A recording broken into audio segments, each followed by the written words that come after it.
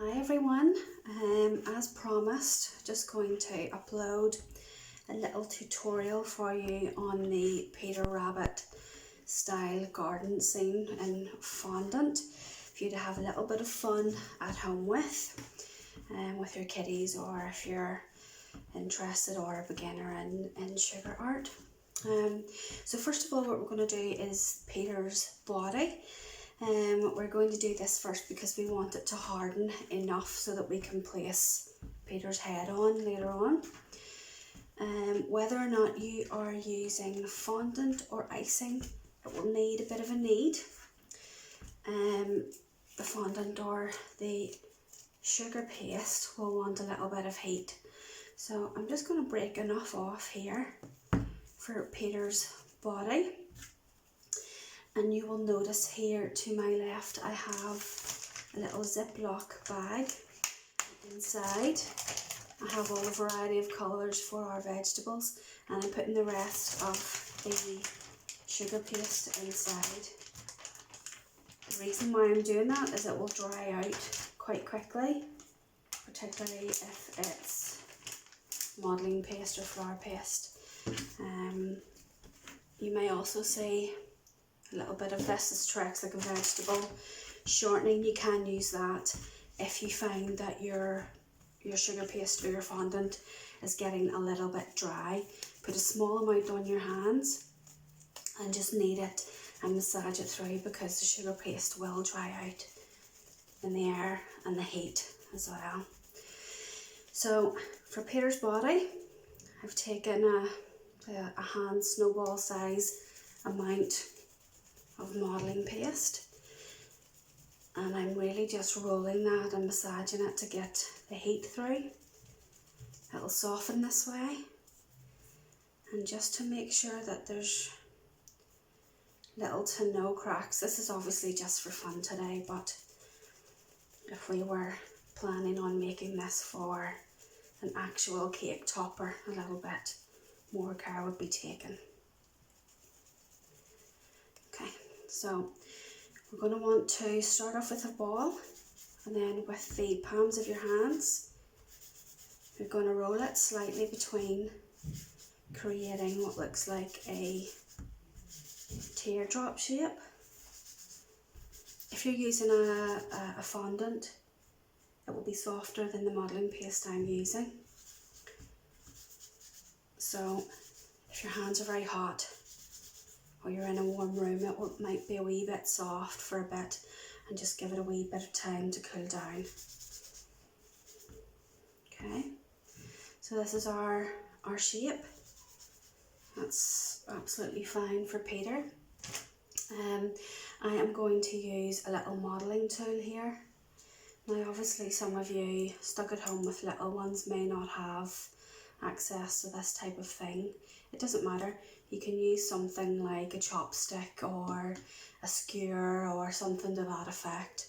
And really what I'm going to do is I'm going to draw on what looks like, I've got a little bit of blue on him there, but no matter.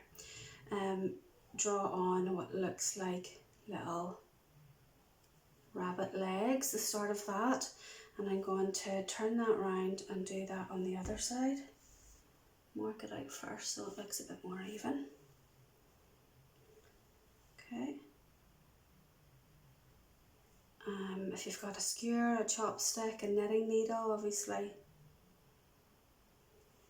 if you're looking after little ones, I need a wee bit of supervision. So I've done that. I mean, that would be okay how it is, but I think it'll look a bit better if we take our small finger, using it to rub along that line, because you want to create a slight indent so that it looks like that the legs aren't just sitting there stuck there. It might look a bit off to me, so that will create a wee bit of a groove.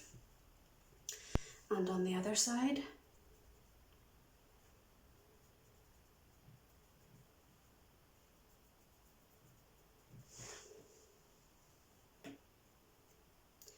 as you can see with my hands, I have been freshly colouring all of our vegetables in fondant today, so I'm like a rainbow.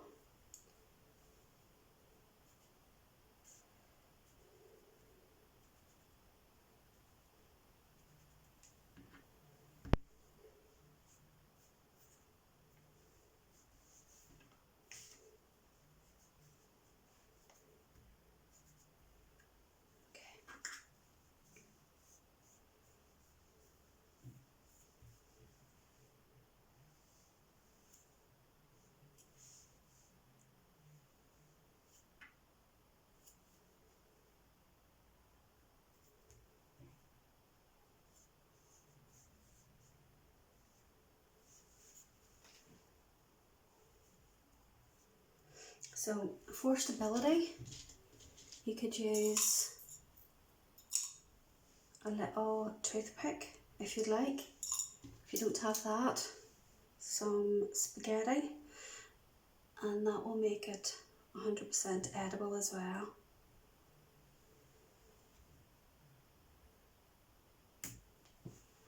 You can leave a little bit at the top, and that will help for stability for our head when it comes on. Feel free, if you have a little brush and a bowl of water, just to dab it around like so. It just helps with securing the spaghetti. Okay, so this part of Peter we're going to put to the side, and we'll let him harden and dry before we go and start the head. What I would do next would be to start the vegetables, just to give this a little bit more time. In case you're wondering what this is, it's a little bit of corn flour. If your hands do get sticky or warm, or the fondant does get sticky or warm, you can dab just a tiny bit over your surface.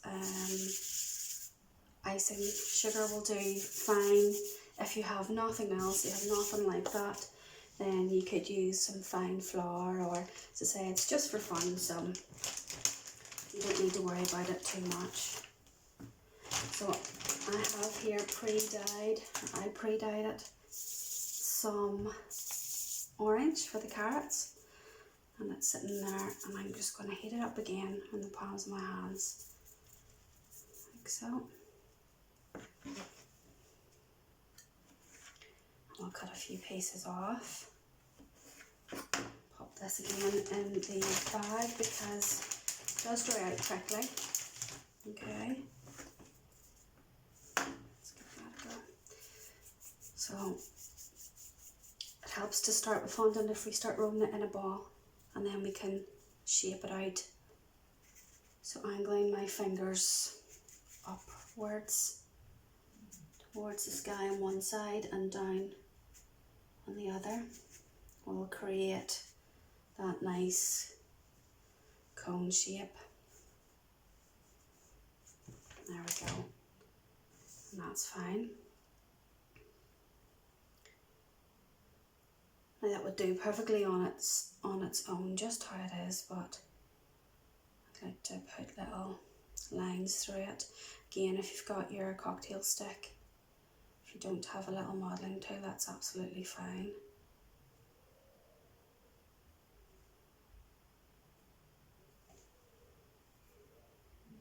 I don't know if the camera's picking that up, but it's just more authentic looking. What looks quite nice afterwards is if you have at home, if you have any of the little edible dusts, you can start to dust through those lines that you've scored. And that creates that effect as if the carrots are remnants of the soil on them. But that's usually best done once it's dry, so I'm going to set this aside and carry on with a few more. And obviously our carrots are usually all different sizes, so